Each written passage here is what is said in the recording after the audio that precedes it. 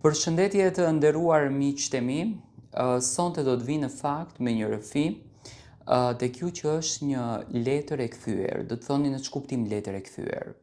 Unë 2 ditë më parë kam postuar një histori, një vajzë e cila ja thonte disa fjalë djalit që e kishte lënë, një burr i martuar që e kishte lënë këtë vajzën, domethënë e kishte prerë në besë. Konkretisht bëhet fjalë për historinë e Nesës. Nesa tregoi që kishte dashur jashtëzakonisht shumë një djalë. Ai djali kishte bërë maksimumin dhe kjo kishte bërë maksimumin që të kalonin ditë të bukura, shumë premtime, shumë momente fantastike, gjë që në fakt Nesa kishte marrë vendimin që të ndahet nga i fejuari i saj, edhe pse nuk kishte qenë një i fejuar që ajo e kishte përzgjedhur vetë me shpirtin e saj. Kishte qenë një i fejuar që ja kishin përzgjedhur familja. Ajo ishte dashuruar te ky burri tjetër, që në fakt ky burri ka qenë i martuar me fëmijë. Por Nesa në një farë mënyre e akuzonte që ai e kishte lënë dhe kishte ikur. Për të qenë transparent, pasi që unë e kam postuar njërën histori, mua më ka shkruar burri në fjalë në Instagramin tim dhe më ka kërkuar që unë të nxjerr një tjetër rrëfim që në fakt ai kërkon që t'ja thot asaj vajze e cila sipas tij domethënë është duke akuzuar për kot. Në këtë letër ai thot kështu: a nuk ishte pak gjynah kur ajo u kthye tek burri i saj. Edhe mua më la në mes të rrugës, në një pozitë që unë nuk ja uroj askujt, thot djali në fjalë. Ajo pozitë më shtyu buzë humnerës, aty ku njeriu haron nënën, baban, harohen veten e tij e jeta të bëhet barë. Unë kisha një jetë të qetë, thot, me familjen time. Fëmijët e mi, një shtëpi me zëra shumë e me buzëqeshje.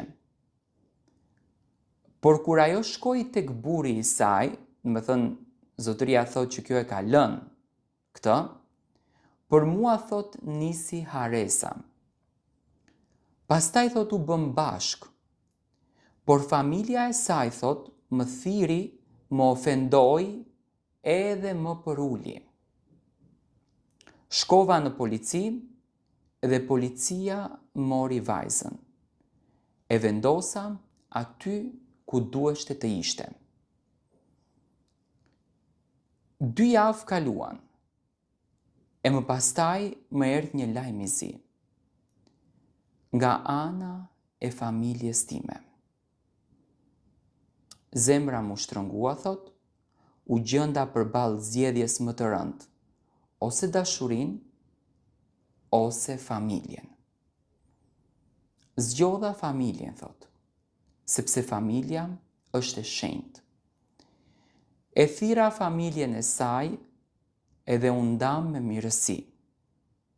Dhe vajzën i adorzova nënës së vet.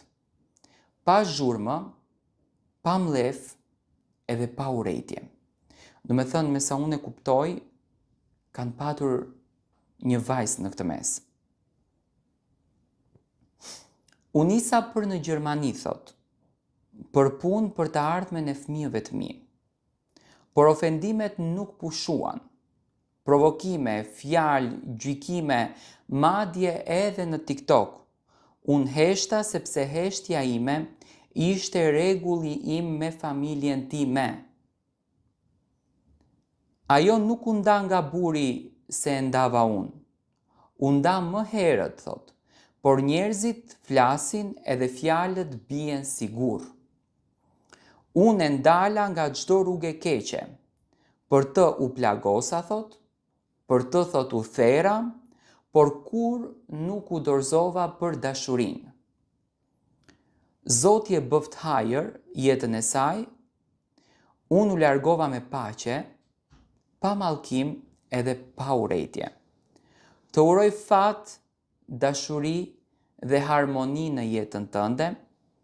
Unë vazhdoj rrugën time për fëmijët e mi, për familjen time, për qetësinë time. Të përshëndes Nesa. Do me thënë, në fund të letrës shkruan,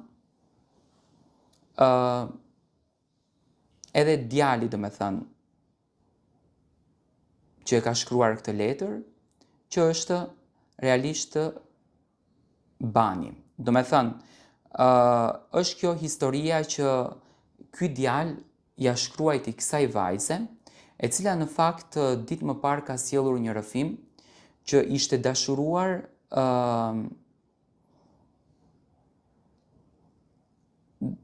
me një djalë të martuar. Tani, unë i kuptoj të dy pozicionet, do me thënë, zotria në fjalë është larguar nga vajza sepse ka patur një kërcënim nga familja e tij, që në këtë rast, do me thënë, ka qenë në kërcënimi ose të mbash dashurinë, ose të marrësh familjen tënde, dhe ky e ka përzgjedh familjen. Tani, djali në fjalë thotë se është plagosur për dashurinë për vajzën, ndërsa vajza në fjalë thotë që unë për këtë djalë u ndava nga ishi fejuar im dhe dëshiroja që ta vazhdoj marrëdhënien dhe historinë me këtë. Do me thënë, këto janë fejuar bashkë, do me thënë kanë jetuar bashkë të dy, ky është ndarë nga familja, e ka marrë këtë gocën dhe më pas ka shkuar përsëri, do me thënë është kthyer tek familja.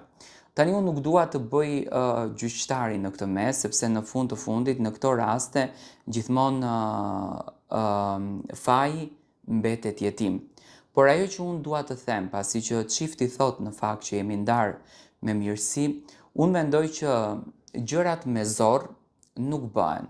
Nëse djali do ta donte këtë vajzën, me patjetër që do të kishte sakrifikuar gjithçka për këtë vajzën. Por ndonjëherë janë disa rrethana në jetë që ne nuk mundemi në asnjë mënyrë që t'i zgjidhim, duke përzgjedhur rrugën tonë më të drejtë, por në anën tjetër edhe duke lënduar një zemër tjetër. Do me thënë, unë shoh te ky djalë kërcënime të shumta në fakt që ka përjetuar në këtë marrëdhënie, por edhe vajza nuk e ka patur të lehtë, sepse edhe vajza ka rënë në kërcënime me familjen e saj për të ruajtur dashurinë. Tani, dashuritë e vërteta janë të rralla ato dashuri që përfundojnë në altarin e kuq. Janë të rralla ato dashuri që përfundojnë në përqafime, në gëzim të njëri tjetrit dhe në ngrohtësi shpirtërore. Unë uroj me zemër që ju të dy të kujtoni ditët më të bukura që keni kaluar bashkë, të kujtoni momentet më të bukura që keni kaluar bashkë dhe t'i jepni njëri tjetrit vetëm fjalë të bukura që i keni dhënë dikur, sepse urrejtja, dashuria që kthehet në urrejtje, është gabimi më i madh.